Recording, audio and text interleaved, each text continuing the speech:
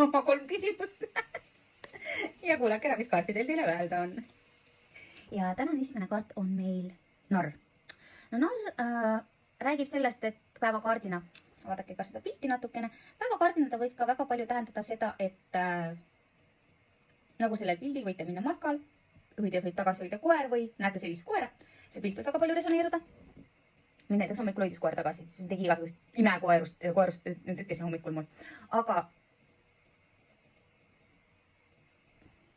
narr kui selline, see on nullkaart, see on uus algus, see on nullist alustamine, äkki te alustate millegi uuega tegemist, teil on mingi uus projekt, kuigi praegu on Merkuuri retrokraad, ei tasu, aga kui teile tehakse pakkumised, võtke nad vastu, ärge allkirjastage veel, aga võtke nad vastu. Suurepärane alguste kaart, samas võib ka tähendada välismaalasi. Hoopis teisest kultuurist, religioonist, teisest mõttelaadist, kellega te suhtlete tänase päeva jooksul ja õpite midagi uut. See kaart võib ka tähendada uusi tulevikutehnoloogiaid, millest enamik inimesi ei tea. Võib ka tähendada inimest, kes ei ole küll üldiselt mitte tõsiselt, väga tõsiselt võetav, ta ei ole pahatahtlik, ta on lihtsalt, ta ongi selline kerge, nagu ta on. Kergel sammul uljaspäine. Võib ka tähendada vabadust, võib isegi reisimist või matkamist tähendada ja samuti tähendab see kaart ka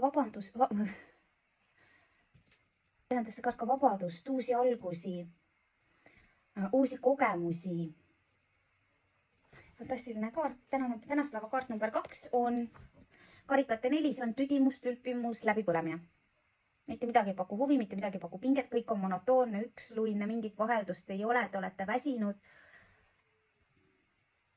Te ei pööra isegi tähelepanu sellele, et tegelikult teil on niivõrd palju võimalusi, te keskendute ainult sellele, et mis teid on ära väsitanud. Teil tundub, et see võtab nagu kõige suurem osa teist ära.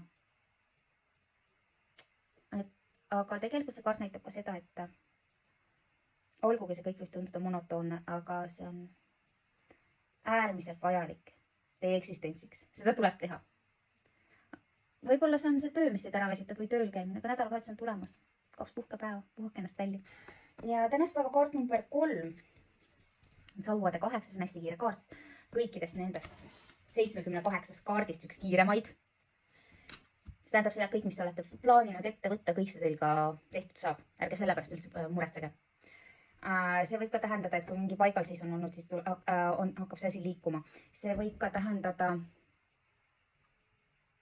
mingil määral isegi soovide täitumist.